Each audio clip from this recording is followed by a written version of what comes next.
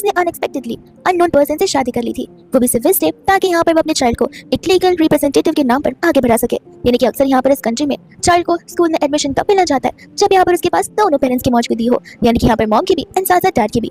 अभी कुछ समय पहले की बात है जहाँ पर एक्चुअल में तो जो जेनी है वो अपने फियांसे जी के साथ में मिलकर ये मैरिज सर्टिफिकेट लेने वाली थी, लेकिन जब यहाँ पर वो उसे कॉल एंड टेक्स्ट करी थी, इतने में यहाँ पर उसे एक लड़की का टेक्स्ट आ जाता है जिस लड़की ने यहाँ पर उसे कहा कि प्लीज मुझे और जी को डिस्टर्ब करना बंद करो, फिलहाल हमारा यहाँ पर हनीमून चल रहा है। एंड रही बात मैरिज सर्टिफिकेट की, तो वो कभी तुम्हारे साथ शादी नहीं करेगा।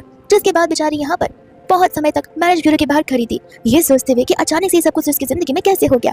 एंड इसी के साथ साथ यहाँ पर हमारा मेन लीड मिस्टर किम भी वहीं पर मौजूद होता है, जहाँ पर उसके फियांसे उसके साथ शादी करने के लिए आई ही नहीं।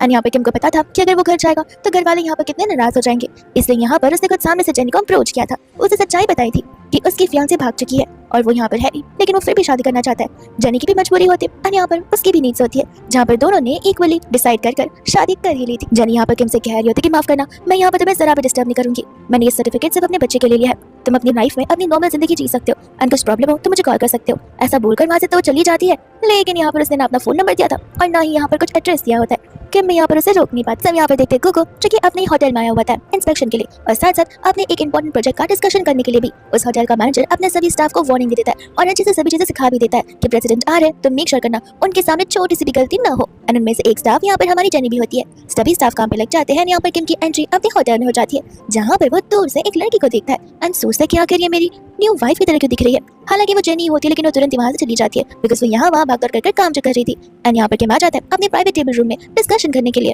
एंड यहाँ पर उस रूम में सर्विंग करने के लिए जेनी आ जाती है, जिसे देखते यहाँ पर किम को 100% श्योरिटी आ जाती है कि वो तो उसकी वाइफ है। लेकिन जब यहाँ पर जेनी आ रही होती है तब उसकी टकरार एक एम्प्लॉय से हो जाती है, जहाँ पर जेनी उसे सॉरी भी बोलती है, लेकिन वो एम्प्लॉय यहाँ पर उसके पर गुस्सा करने लग जाता है। जेनी कहती है कि I'm सच्ची सॉरी, मैं अभी यहाँ पर सभी चीजों को जल्दी से क्लीन कर देती हूँ। वो एम्प्लॉय कहने लग जाता है कि तुमने यहाँ पर मेरी इतनी महंगी शूज खराब कर दी एंड तुम्हें अभी भी इन खानों की पड़ी हुई है। जेनी ऑलमोस्ट यहाँ पर अपने हाथों से उस शूज को क्लीन करने वाली थी, मतलब तक वहाँ पर किम आ जाता है, जिसे देखकर यहाँ पर उस एम्प्लॉय का बॉस तो समझ जाता है कि जरूर यहाँ पर लड़की कोई स्पेशल पर्सन होगी, इसलिए मिस्टर किम यहाँ पर उसकी मदद करे। तो तुरंत ही यहाँ पर वो एम्प्लॉय किम से माफी मांगना शुरू कर देता है।